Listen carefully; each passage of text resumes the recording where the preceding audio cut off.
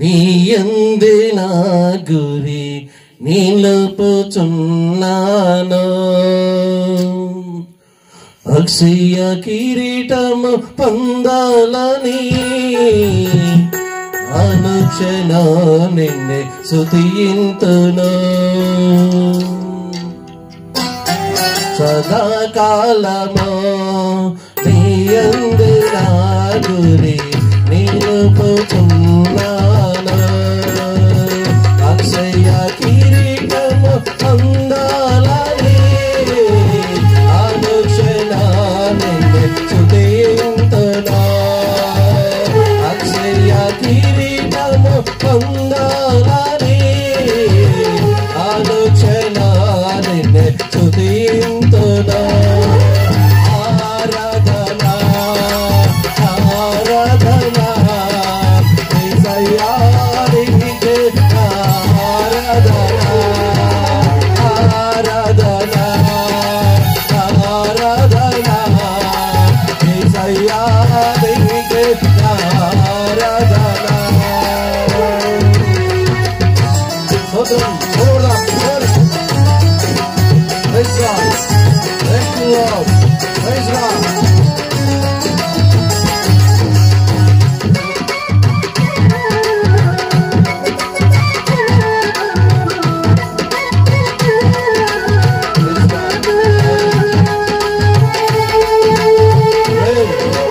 Yes, Lord.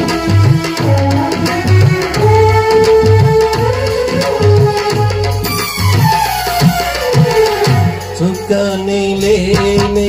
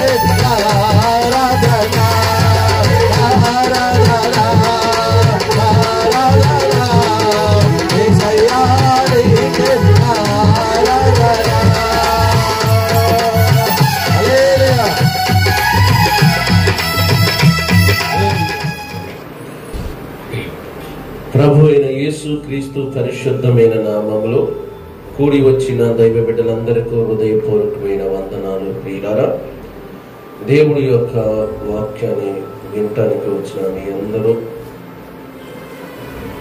ప్రభు ఈరోజు మనతో మాట్లాడుతున్న మాటలను మనం జాగ్రత్తగా ఆలోచించుదాం. ప్రియులారా,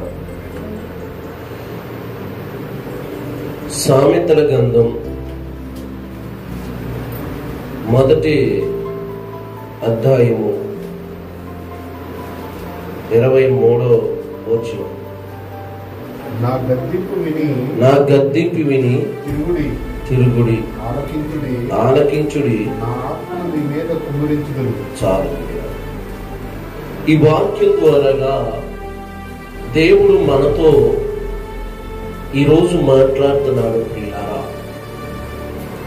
ఈ వాక్యం ద్వారా మనం నేర్చుకోవాల్సినటువంటి విషయాలు చాలా ఉన్నాయి. ప్రియులారా, దేవుడు చెబుతున్న మాట, నా గద్దింపు విని తిరుగుడి అంటున్నాడు. అంటే దేవుడి యొక్క గద్దింపు, ఎవరిని దేవుడు గద్దిస్తాడు, ఎవరిని దేవుడు హెచ్చరిస్తాడు, ఎవరితో దేవుడు మాట్లాడాలనుకుంటున్నాడు, నిజంగా దేవుడు గద్దిస్తున్నాడా అంటే గద్దిస్తున్నాడు. ఎవరిని గద్దిస్తున్నాడు, ఎవరికి హెచ్చరికగా చెప్తున్నాడంటే ఎవరైతే ఆయన మాట వినట్లేదో, ఎవరైతే ఆయనకి దూరం అయిపోతున్నారో, ఎవరైతే ఆయనకి విధేయత కలిగి ఉండట్లేదో, ఎవరైతే ఆయనకి లోబడట్లేదో, ఎవరైతే దేవుడికి భయభక్తులు కలిగి ఉండట్లేదో, ఎవరైతే దేవుడి యొక్క కృపకు దూరం అవుతున్నారో, దేవుడి యొక్క ప్రేమకు దూరం అయిపోతున్నారో, వారి యొక్క జీవితాన్ని దిగజార్చుకుంటున్నారో, దేవుడు చెప్తున్న మాట, నా గద్దింపు విని తిరుగుడి అంటున్నారు. వింటున్నాం, దేవుడు గద్దింపు మనం వింటున్నాం, దేవుడి హెచ్చరిక మనం వింటున్నాం. అయినా మనం తిరగట్లేదు. అంటే ఆయన వైపు తిరగట్లేదు, ఆయన వైపు మళ్ళట్లేదు. ఎందుకు? ఆయన గద్దింపు మనం విని కూడా తిరగట్లేదు. ఆయన గద్దింపు విని కూడా మనం ఎందుకు మళ్ళట్లేదంటే, నా ప్రియులారా, దేవుడు వాక్యం చెప్తుంది మనకేంటంటే, ఆయన గద్దింపు మనం విని తిరగట్లేదంటే మనలో భయం అనేది లేదు, మనలో భక్తి అనేది లేదు. ఈరోజు దేవుణ్ణి ఆరాధిస్తున్న బిడ్డలు, దేవుణ్ణి అమరిస్తున్నటువంటి బిడ్డలు, దేవుణ్ణి స్తుతిస్తున్నటువంటి బిడ్డలు, దేవుడు వాక్యాన్ని చదువుతున్నటువంటి బిడ్డలు, దేవుడంటే ఈరోజు మనకి భయం ఉందా? దేవుడంటే మనకి భయభక్తులు కలిగి మనం ఉంటున్నామా?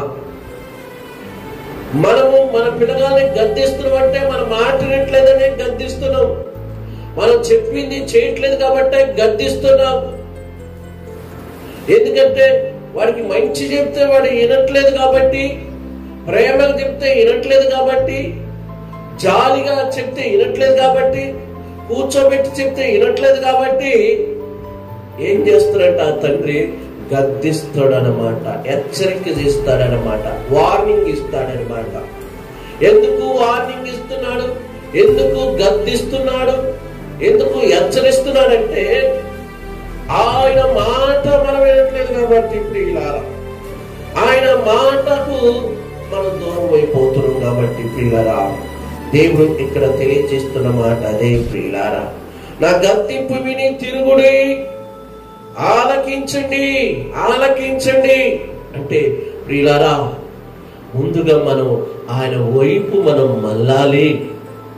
ఈరోజు చాలా మంది అనుకుంటారు, నేను దేవుణ్ణి నమ్ముకొని ఉన్నాను, బాప్టిసం తీసుకొని ఉన్నాను, మారు మనసు పొంది ఉన్నాను, ఇక దేవుడు నన్నెందుకు గద్దిస్తాడు, దేవుడు నా మీదకి ఎందుకు హెచ్చరిక ఇస్తాడు, దేవుడు నా పిల్లలకి ఎందుకు వార్నింగ్ ఇస్తాడు, దేవుడు నన్నెందుకు గద్దిస్తాడు అని ప్రియులారా మనం అనుకున్నాగానే దేవుడికి ఎవరైతే దూరం అయిపోతున్నారో, ఎవరైతే దేవుడు వాక్యానికి దూరం అయిపోతున్నారో, ఎవరైతే దేవుడు సంఘానికి దూరం అయిపోతున్నారో, ఎవరైతే దేవుడు మందిరానికి దూరం అయిపోతున్నారో, దేవుడు ఏం చేస్తాడంటే వాళ్ళని ముందు గద్దిస్తాడంట. రెండోది హెచ్చరించుతాడంట. గద్దించినప్పుడు మనం లోబడితే మనకి మేలు జరిగింది.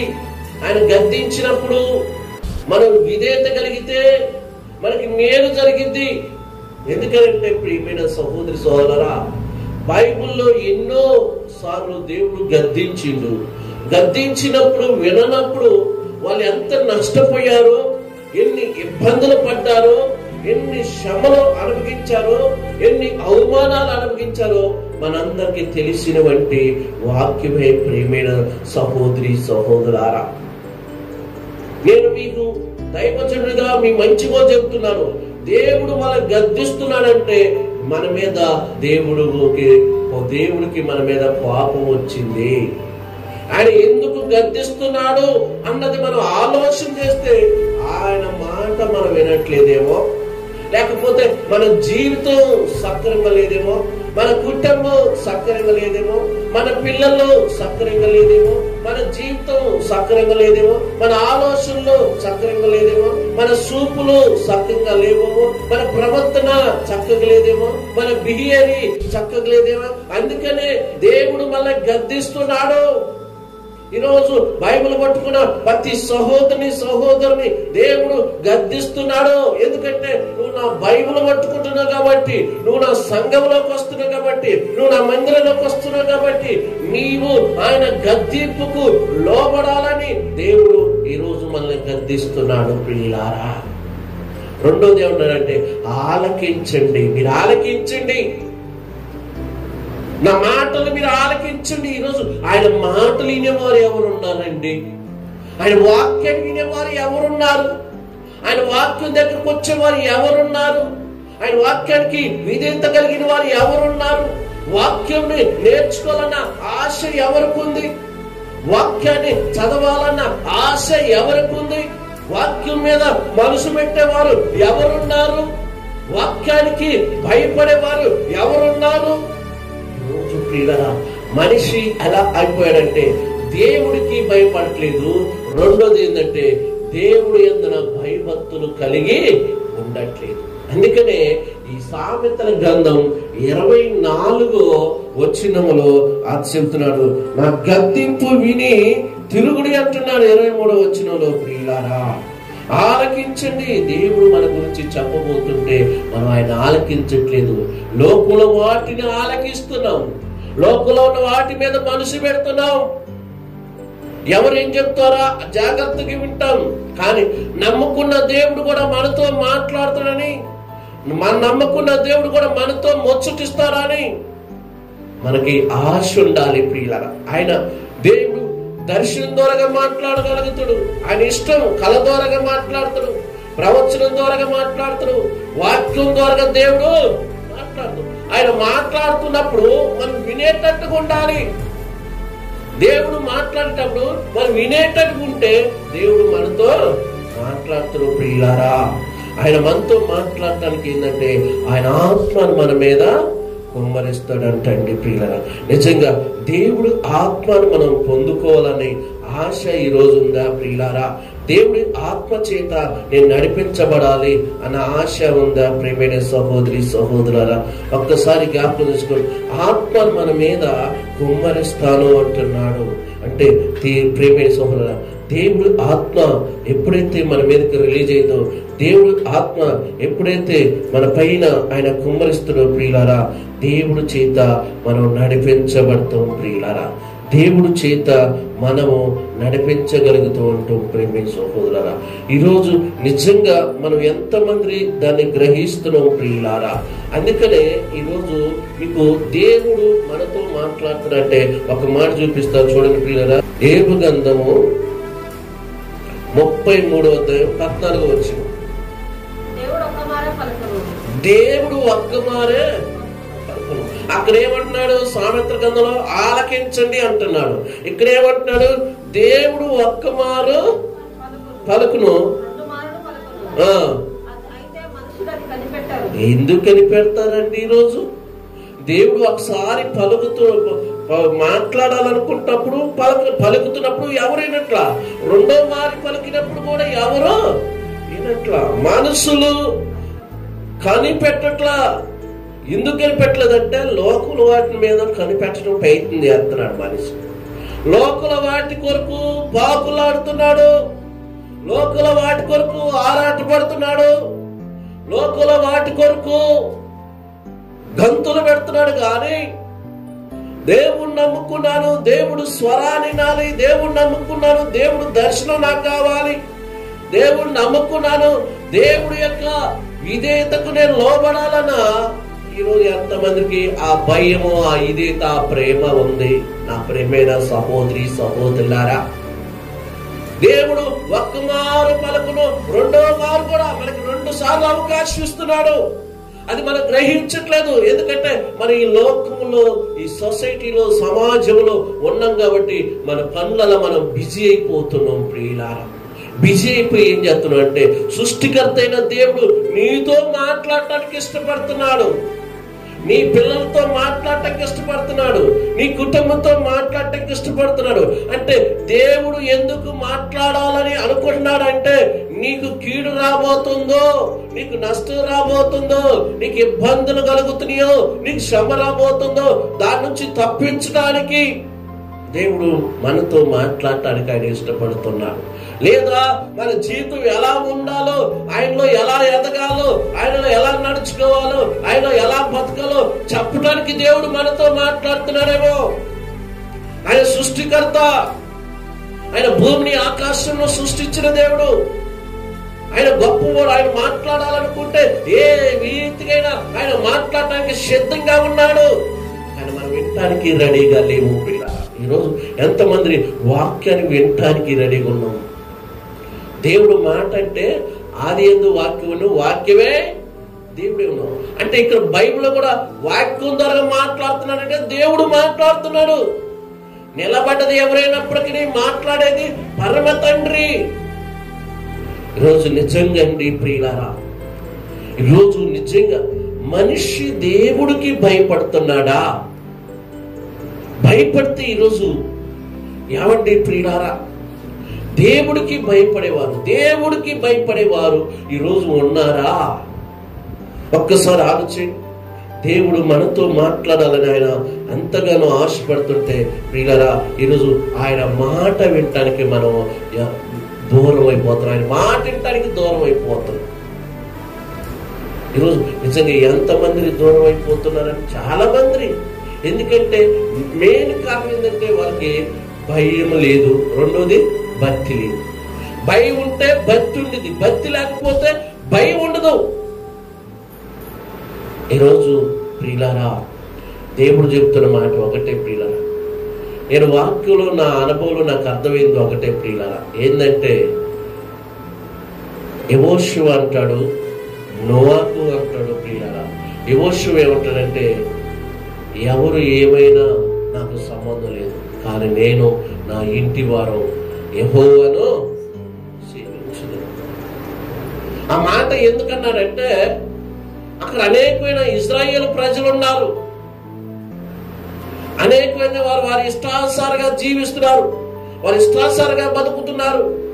దేవుడు నమ్మిన అంతే, వాళ్ళు మార్పు లేదు, వాళ్ళు మారే మనసు లేదు. కానీ యెహోషువ అలా కాదండి. యెహోషువ ఎలాగంటే నమ్మిండంటే పర్ఫెక్ట్ గా నమ్మిండు, ఆయనకి భయపడ్డాడు. నేను నా ఇంటి వారు అంటే దేవుడు మాట వినటానికి ఆయన ఇష్టపడ్డాడు, దేవుడు దగ్గర రావటానికి ఇష్టపడ్డాడు. ఆయనే కాదు, ఆయన కుటుంబంతోని నేను నా ఇంటి వారు యెహోవానే సేవిస్తాం, ఆయనకే మేము భయపడతాం, ఆయననే మేము ఆరాధన చేస్తాం, ఆయనే మా దైవము, ఆయనే మా ప్రభువు, ఆయనే మాకు సృష్టికర్త. నా కుటుంబాన్ని కాపాడేది ఆయనే, నా కుటుంబాన్ని ఈ రోజు వరకు సజ్జలుగా వచ్చింది ఆయనే, నా కుటుంబానికి అన్ని అవసరాలు తీర్చేది యెహోవే. నా ప్రియులారా, ఈరోజు ఆ యెహోషువను ఆరాధిస్తున్నటువంటి దేవుణ్ణి మనం ఆరాధిస్తున్నాం కదా, మరి మనలో ఏంటి భక్తి ఉండట్లేదు, మనలో ఏంటి భయం ఉండట్లేదు అంటే మనం ఈ లోక పనులలో బిజీ అయిపోతున్నాం, లోకంలో ఉన్న ఆశలకి పరుగులెత్తుతున్నాం. నా ప్రియులారా, ఈరోజు దేవుడు మన విషయంలో బాధపడతాడు. దేవుడు మన విషయంలో బాధపడతాడండి. ఎందుకు బాధపడతాడంటే వీళ్ళకి ఎంత మేలు చేసినా, ఎన్ని విధాలుగా వీళ్ళకి కష్టాల నుంచి వీళ్ళని తప్పించిన, ఇబ్బందుల నుంచి తప్పించిన, సమస్యల నుంచి తప్పించిన, ఇలా అనుకుంటున్న ప్రతిదీ కోరికను నెరవేర్చుతున్నా, వారికి ఆటంకాలన్నింటినీ తప్పిస్తున్నా, ఎందుకు వీళ్ళు దూరం అయిపోతున్నారు? ఎందుకు వీరిలో భక్తి ఉండట్లేదు? వీరిలో ఎందుకు నిజాత ఉండట్లేదు? దేవుడు బాధపడతండి, మనకి బాధే కలిగిద్దండి ప్రియుల. దేవుడు ఆయన ప్రేమ కలిగిన వాడు కాబట్టి మనం ఎన్నిసార్లు ఎలా ఉన్నా ఆయన చూసి చూడనట్టుగా వెళ్ళిపోతుందని మనం అనుకుంటాం. కానీ ఒక్కసారి మన కన్ను దృష్టి పెడతండి, మన జీవితంలో మన కుటుంబంలో దుఃఖమే మనకి కనపడదు, దుఃఖమే కనపడది. నిజం ప్రియులారా, దుఃఖమే కనపడది. కింద చూసుకుందాం ప్రియులారా, అదే సామెతల గ్రంథంలో చూడండి ప్రియులారా,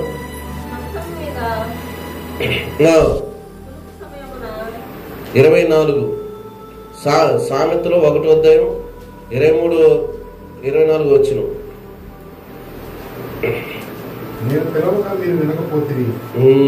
ఏం చేస్తున్నారు? దేవుడు పిలుస్తుంటే నేను పిలవగా మీరు, ఆయన పిలుస్తున్నాడు, అమ్మా రండి, అయ్యా రండి, యవనస్తులారా రండి, యవన బిడ్డలారా రండి, నీకు మంచి మాటలు నేర్పిస్తా, మంచి మార్గంలో నడిపిస్తా, మంచి ఆలోచన మీకు ఇస్తా, మంచి నడిపింపిస్తా, మంచిగా ప్రవర్తన మీరు కలిగి ఉండాలంటే మీరు నా దగ్గరికి వచ్చి నేర్చుకోవాలి, నా దగ్గరకు వచ్చి మీరు వాక్యాన్ని వినాలి. మిమ్మల్ని చెడగొట్టే మాటలు కాదు, లేకపోతే అలవాట్లు నేర్పే మాటలు కాదు. మీ బతుకులకి ఒక పునాది, మీ జీవితాలకు ఒక పునాది, మీ కుటుంబానికి ఒక పునాది, మీ ఆలోచనకు ఒక పునాది, మీ తలాపులకు ఒక పునాది. సమాజంలో, సొసైటీలో, దేవుడిలో నిలకడగా, నమ్మకంగా, యథార్థంగా, పరిశుద్ధంగా నువ్వు ఉండటానికి మంచి పునాది వేసుకోవాలి. ఆ పునాది టంక దేవుడు పిలుతున్నాడు, నేను పిలవగా మీరు. నిజమండి ప్రియులారా, ప్రతి ఆదివారం ప్రార్థన ఉండేది, ప్రతి మందిరంలోను, ప్రతి చర్చిలోను, ప్రతి సంఘములోను. అందరికీ తెలుసు ప్రియులారా, ఆదివారం దేవుణ్ణి స్తుతించే సమయము. ఆయన పిలుస్తున్నాడు. ఆయన పిలుపుకు మనము ఏమైపోయినట్టు చదవనమాట, నేను పిలవగా మీరు వినకపోతురి అంటే పై వచ్చిన చూస్తే ఇంకా బాగున్నది, నా ఉపదేశం మీకు. అది దేవుడు మళ్ళీ ఎందుకు పిలుస్తున్నాడు? ఆయన ఉపదేశాన్ని చెప్పడానికి.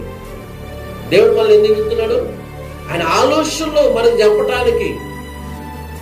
మన మీద ఆయనకున్న ఆశలేంటో, ఆలోచనలేంటో, మనకి అప్పగించిన పనులేంటో ఆయన ఉపదేశం మీకు తెలియచేయడానికి ఆయన మనల్ని పిలుస్తున్నాడు. కానీ మనమేమనుకున్నామంటే ఈ రంగుల్లో కాని చూసి, లేకపోతే మన ఇల్లుని చూసి, మనకున్న అందాన్ని చూసి, మనకున్న డబ్బును చూసి, మనకున్న హోదాను చూసి, మనకున్న పలుకుబడిని చూసి, మనకున్న బ్యాంక్ బ్యాలెన్స్ చూసి మనం ఏమైపోతున్నాం అంటే దేవుడికి దూరం అయిపోతున్నాం. వీటిని చూసుకొని మురుచుకుంటున్నాం, వీటిని చూసుకొని ఎర్రబీగుతున్నాం. ప్రియులారా, మనకు అర్థం కాని ఒక విషయం ఏంటంటే ప్రియులారా, బైబిల్లో స్పష్టంగా తెలియపరచబడతాయి. ప్రియులారా, ఏం తెలియపరచబడదు అంటే, నాకు వేరుగా ఉండి మీరు ఏమీ, నాకు ఏరుగా ఉండి మీరు ఏమీ చేయలేరు అంటే ఏమీ సాధించలేరు. నాకు ఏరై ఉండి, యోహాను సువార్తలో చెప్పబడతా మాట 15వ అధ్యాయంలో ప్రియులారా, నాకు ఏరుగా ఉండి మీరు ఏమీ చేయలేరు. ఈరోజు దేవుడికి ఏరైపోతున్నారు, దేవుడు వాక్యానికి దేరైపోతున్నావు. దీని అర్థం ఏంటంటే దేవుడికి దూరం అయిపోతున్నావు, దేవుడు వాక్యానికి దూరం అయిపోతున్నావు, దేవుడు మందిరానికి దూరం అయిపోతున్నావు, దేవుడు సంఘానికి దూరం అయిపోతున్నావు, దేవుడు ఆరాధనకి దూరం అయిపోతున్నావు, దేవుడు ప్రార్థనకి దూరం అయిపోతున్నావు, ఆత్మీయతకి దూరం అయిపోతున్నావు, పరిశుద్ధతకు దూరం అయిపోతున్నావు, విశ్వాసానికి దూరం అయిపోతున్నావు, యథార్థకే దూరం అయిపోతున్నావు. దూరం అయిపోయి నీలో ఏం పెరిగిందంటే భక్తి ఉండదు, నీలో ఏముండదంటే భయం ఉండదు, నీలో ఏముండదంటే రంగుల లోకం కనపడింది. భయం ఎప్పుడైతే మనలో ఉండదో, ఎప్పుడైతే మనలో భక్తి ఉండదో, అప్పుడు ఆటోమేటిక్ ఏమైపోతాం అంటే ఇక అన్ని విషయాలు కూడా పిల్లలు చాలా సింపుల్ గా తీసుకుంటాం. దేవుడు చెప్తున్నాడు, నా ఉపదేశం మీకు తెలియజేస్తున్నాను, నేను పిలవగా మీరు వినకపోతున్నారు, వినట్లేదు. ఇన్నిసార్లు పిలుస్తున్నాడు, అమ్మా ఆదివారం ప్రార్థనకు రండి, అమ్మా ఆదివారం ప్రార్థనలో ఉండండి, ఆదివారం నా సమయం, నేను మీతో మాట్లాడే సమయం, నాతో మీరు గడిపే సమయం. ఎంతమంది ఈరోజు ఆదివారం పర్ఫెక్ట్ గా దేవుడికి సమయం ఇస్తున్నాం? ఆదివారం మన ప్రార్థన అనుకునే కల ఆదివారం దేవుడికి ఎంత సమయం ఇస్తున్నాం? ఎంతసేపు దేవుడి దగ్గర మనం ప్రార్థిస్తున్నాం, ఎంతసేపు దేవుడి దగ్గర పాటలు పాడుతున్నాం, ఎంతసేపు దేవుణ్ణి ఆరాధిస్తున్నాం, ఎంతసేపు దేవుడిలో మనము కన్నీరు గాచి ప్రార్థన చేసుకుంటున్నాం. మన కుటుంబం కోసం, మన పిల్లల కోసం, భర్త కోసం, భార్య కోసం, సంఘం కోసం, సేవకుల కోసం, సేవకురాల కోసం, నశించిపోతున్న కుటుంబాల కోసం, మన తోడబుట్టిన వారి కోసం, మన దేశం కోసం, అధికారుల కోసం, నాయకుల కోసం ఎంతమంది ప్రార్థన చేస్తున్నాం. ప్రార్థన చేసే సమయమే మనకు ఉండట్లేదు, పాటలు పాడే సమయమే మనకు ఉండట్లేదు, వాక్యాన్ని చదివే సమయం ఉండట్లేదు, మందిరానికి రావడానికే సమయమే ఉండట్లేదు, సంఘంలో కూర్చోడానికి సమయం ఉండట్లేదు.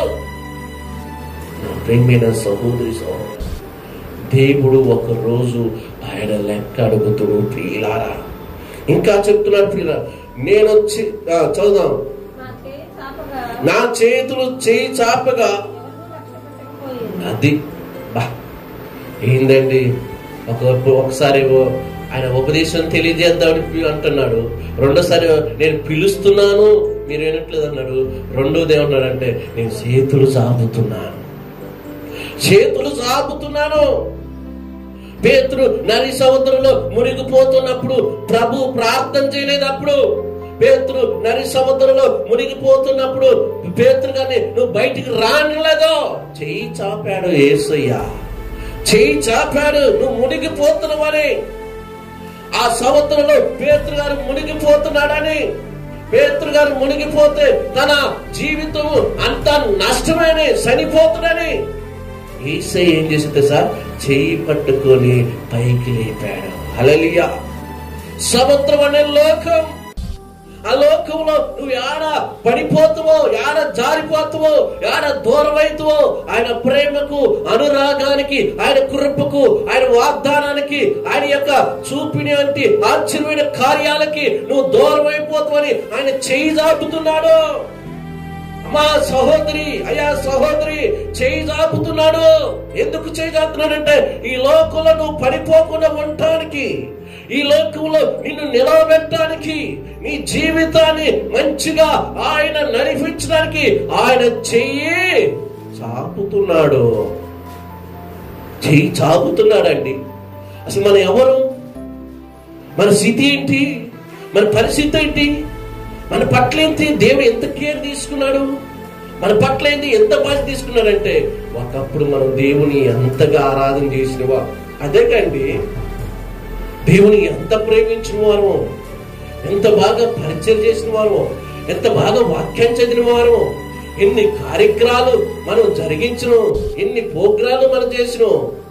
అప్పుడప్పుడు మనం కూడా అంటాం, పాప వాడు చాలా మంచోడు అండి, ఫస్ట్ లో చాలా మంచోడు, వాడికి అసలు ఏ అలవాటు లేదండి, ఇప్పుడే ఏందో గాని పెళ్ళినకి ఇన్ని అలవాట్లు వచ్చినాయండి, అప్పుడు పిలితే పలికేవాడని మనం అంటాం. మరి దేవుడు కూడా ఫస్ట్ లో నువ్వు దేవుడు నమ్ముకున్నప్పుడు నువ్వు చేసిన కార్యాలను ఆయన మర్చిపోడు. నువ్వు మర్చిపోయినా నీలో ఆ మంచితనం ఉంది కాబట్టి చేయి జాపుతున్నాడు, నీలో ఆ మానవత్వం ఉంది కాబట్టి ఆయన చేయి జాపుతున్నాడు. కానీ మనం ఏం చేస్తున్నామంటే ఆ చెయ్యి చాపేవారిని విడిచిపెడుతున్నాం, కీడు చేసేవారు చెయ్యి పట్టుకుంటున్నాం. కీడు చేసేవారు దయ్యం, కీడు చేసేవారు దుష్ట శక్తి, కీడు చేసేవాడు అపవాది. వాడు మన మీద, మన కుటుంబం మీద, మన బిడ్డల మీద, మన కొడుకుల మీద, భర్త మీద, భార్య మీద వాడు ఎప్పుడు చెడగొట్టేవాడు పని. వాడి నుంచి తప్పించడానికే కదా దేవుడు చెయ్యి చాపుతుంది. మరొకసారి చదవండి అన్నమాట.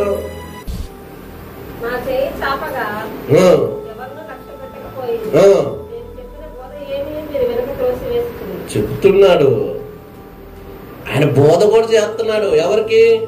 నాకు, మనకి, ఈ వాక్యం వింటున్న వారికి. ఎంత బాగుందో చూడండి ప్రియులారా, అన్నమాట ఎంత బాగుందో. నేను చెప్పిన బోధ తోసివేస్తున్నారు. ఈరోజు ఏమండి, ప్రార్థనకు వస్తున్నాం మనం, సంఘంలోకి వస్తున్నాం మనం, పాటలు పాడుతున్నాం మనం, ఆరాధన చేస్తున్నాం మనం, బోధ వింటున్నాం. ఆ బోధ పర్ఫెక్ట్ గా నీ మనసులో ఉంటుందా? ఆ వాక్యం నీ హృదయంలో నిలబడుతుందా? ఆ వాక్యం మీద దృష్టి పెడతావా? ఆ వాక్యం మీద మనసు పెడతావా? ఆ వాక్యాన్ని నవరి వేసుకుంటున్నావా? ఆ వాక్యం ప్రకారంగా నా కుటుంబాన్ని, ఆ వాక్య ప్రకారంగా నా పిల్లల్ని, ఆ వాక్య ప్రకారంగా నా జీవితాన్ని మలుచుకొని ప్రభుకు ఇష్టంగా నేను బతకాలి అన్న ఆశ మనకుందా? ఆయన చెప్పిన బోధను కూడా వినకుండా తోసివేస్తున్నాడు. ఆయన ఏ మంచి చెప్తున్నాడు, ఏ బోధ చెప్తున్నాడు? మంచిగా బతకాలనేగా ఆయన యేసయ్య చెప్పేది, మంచిగా జీవించాలనేగా చెప్పేది, మంచిగా నీ కుటుంబం ఉండాలని, నీ పిల్లలు ఉండాలని, నీ జీవితం ఉండాలని. యేసయ్య ఎప్పుడు ఒక్కకండి, ఆయన పుట్టిన కాంచి చనిపోయే వారికి ఒక్కరికి అన్యాయం చేయలేదండి యేసుక్రీస్తు ప్రభు. హల్లెలూయా. ఒకరికి అబద్ధం చెప్పలేదు, ఒకరికి మాయ మాటలు చెప్పలేదు. ఆయన ఉన్న 33.5 సంవత్సరాలు కూడా నీతిగా నిజాతిగా బతికిన వాడు మన ప్రభు అయిన యేసుక్రీస్తు ప్రభు. చప్పట్లు కొడదామా ప్రియులారా? ఆయనే పరిశుద్ధుడు. అంత పరిశుద్ధమైన దేవుడు మన గురించి చెబుతుంటే మనం ఏమైపోతున్నట్టే ఏనట్లేదంటండి ప్రియులారా. రెండోది, కాబట్టి దేవుడు గద్దెంపగా లోబడట్లేదు. కాబట్టి ఆయన గద్దె ఇవన్నీ చేసినప్పుడు కూడా మనం వినకపోతే ఏది? ఈ సామెతల గ్రంథము 1వ అధ్యాయం 23వ వచనం కాంచి మనకు అన్ని కొటేషన్లు కనపడుతున్నాయి. అంటే దేవుడి హెచ్చరికలు. ఆయన గద్దెంపక లోబడకపోతే రెండో హెచ్చరిక ఏం చెప్తున్నాడు తెలుసా ప్రియులారా? ఇవన్నీ మనకి ఫస్ట్ షాంపిల్ గా వదిలేండు. మారుతారులే మారుతారులే మారుతారులే, తెలుసుకుంటారులే, ప్రార్థనకు వస్తారులే అని అనుకుంటుండు. చివరికి వచ్చాక దేవుడికి మన మీద ఇసుకు పుట్టింది. చివరికి వచ్చాక దేవుడికే కోపం వచ్చింది. అప్పుడప్పుడు మన పిల్లగారు నచ్చ చెబుతుంటాం, బద్దీలు ఆడుతుంటాం. అరే మైగా కొట్టుకరి పోయిరారా, నేను కొట్టుకరి పోను అంటారు. అరే పోవారు కర్ర తీసుకుంటా సప్పిడిగా ఉండబోతారు. దేవుడు కూడా అంతే చూస్తుండు. కాబట్టి నా గద్దింపుకు మీరు లోబడట్లేదు. ఇప్పుడు మీరు లోబడట్లేదు కదా. నేను ఇన్ని చెప్పినా మీరు వింటున్నారు, వదిలేస్తున్నారు కదా.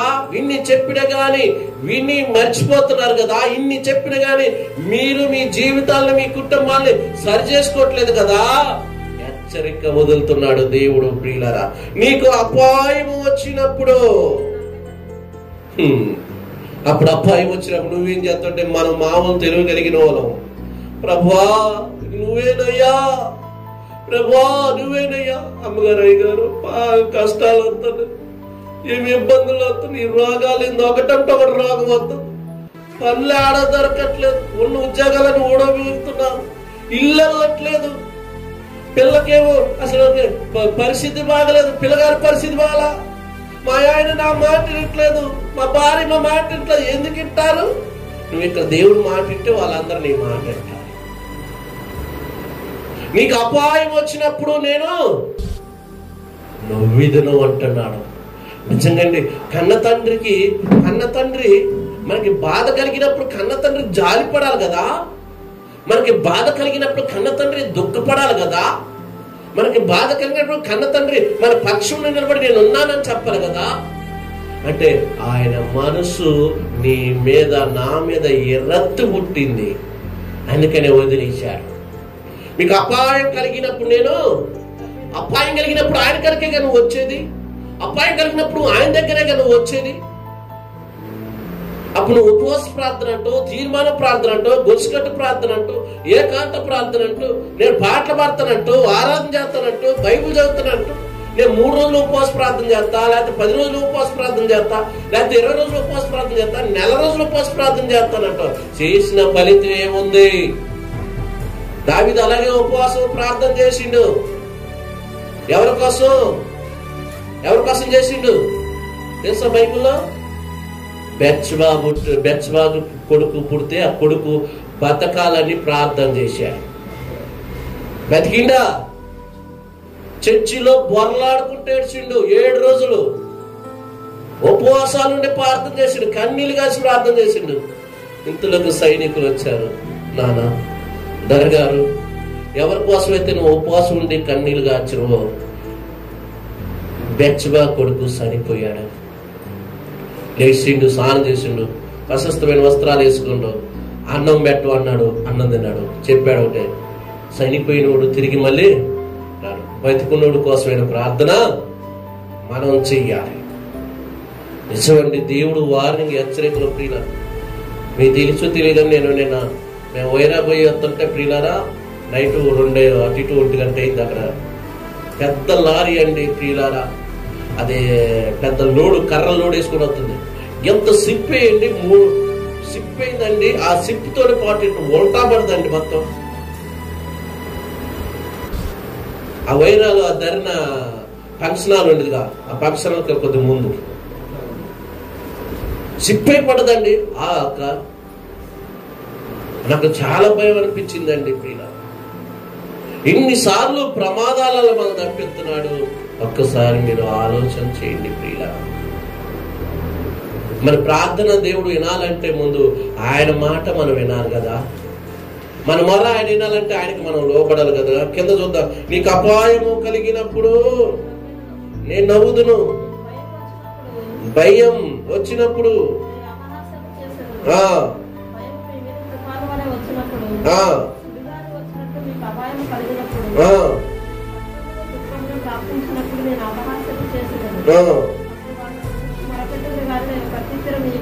అది ఇవన్నీ వచ్చినప్పుడు నువ్వేం చేస్తావు? ప్రార్థన చేస్తావు. అవసరం ఒక సంచిలో 2 జతలు బట్టలు తీసుకుని చర్చిలోనే ఉంటాం. దేవుడు ఎందుకు చెప్తున్నాడంటే ఇవన్నీ రాగతలకే మనం ఆయనకి మాట వినాలి. మనం నిజం ఆయన మాట మనం వినాలి. ఈ రాగతలకే అప్పుడు నువ్వు ప్రార్థన చేసినా ఫలితం లేదు కదా, కన్నీళ్ళు కాల్చిన ప్రార్థన లేదు కదా. అప్పుడప్పుడు అంటారు ప్రియులారా, ఏమంటారంటే భయం ఉంటే భక్తి ఉండిద్ది, భయం లేకపోతే భక్తి ఉండిద్దా? పోనీ భక్తి ఉంటే భయం ఉండిద్దా?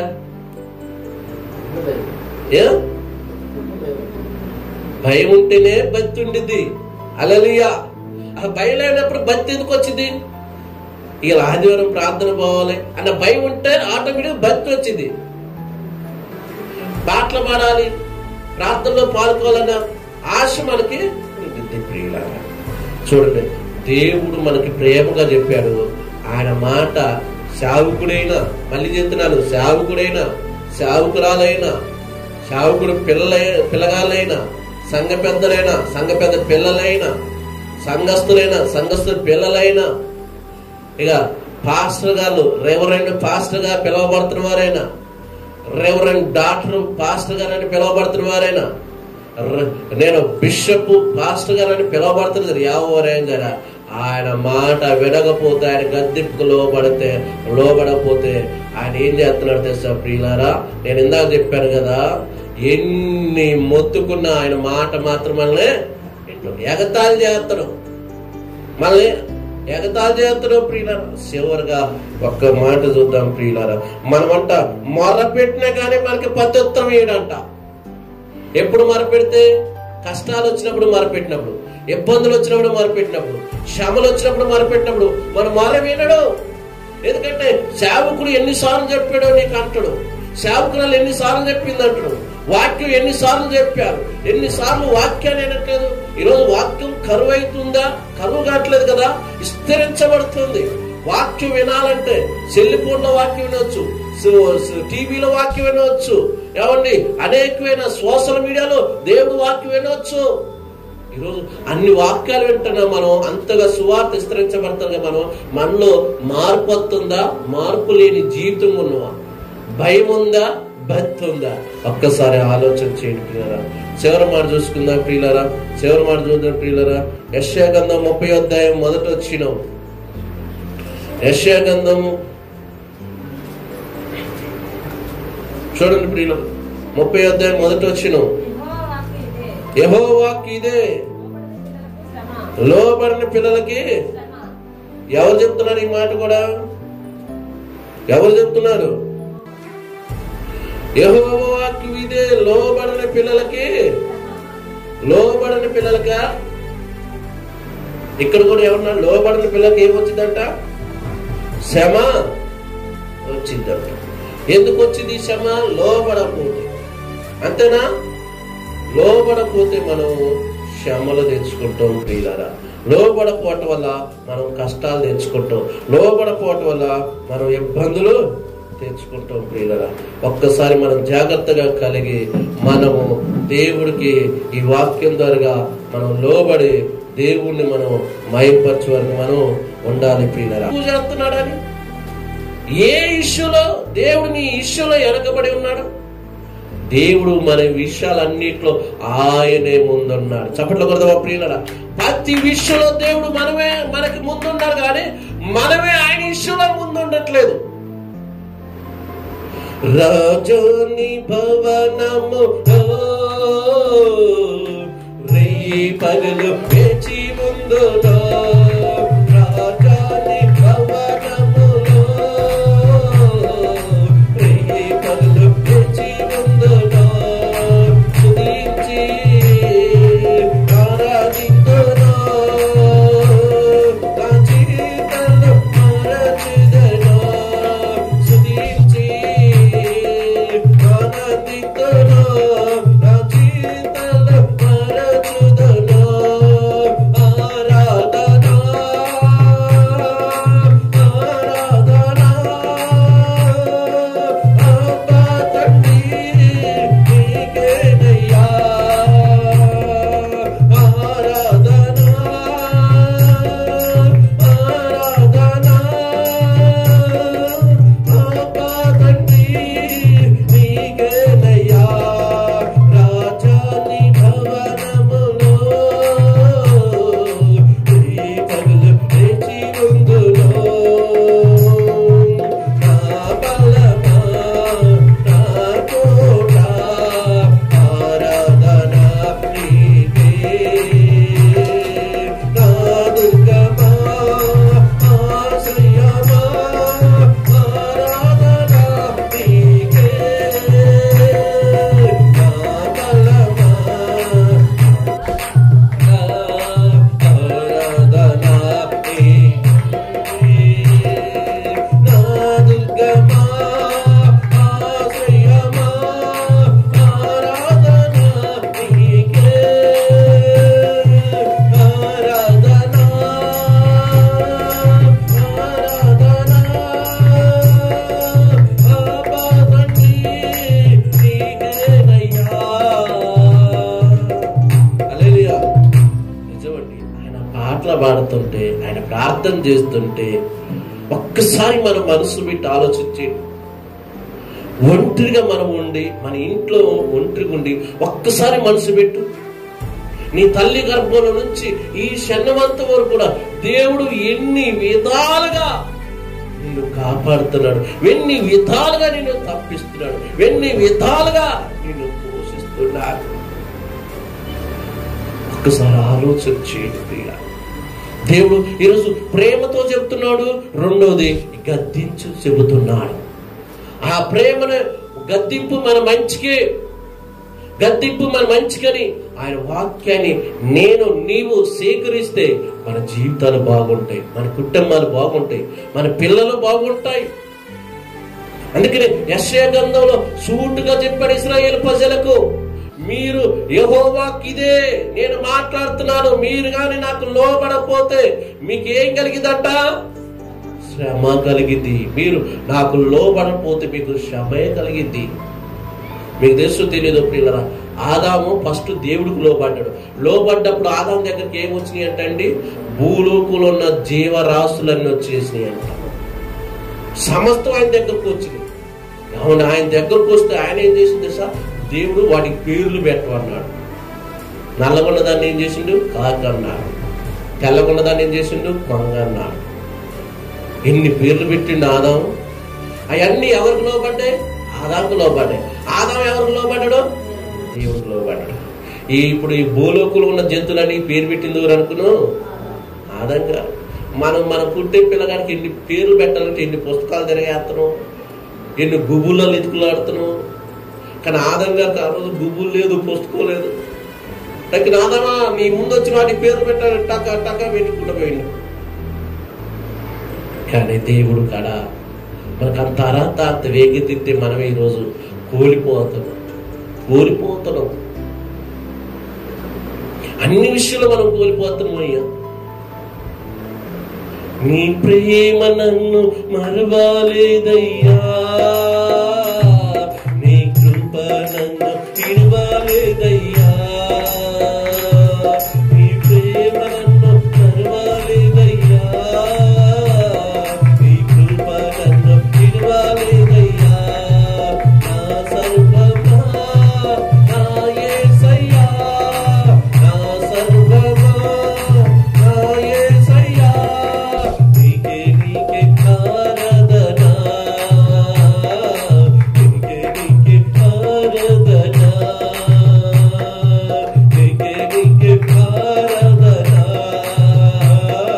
నీకే ఆరాధనా. నీకు దూరమై నేనెల్లగా కన్న తండ్రివై ఎదురు చూచితివే, నీకు దూరమై నేనెల్లగా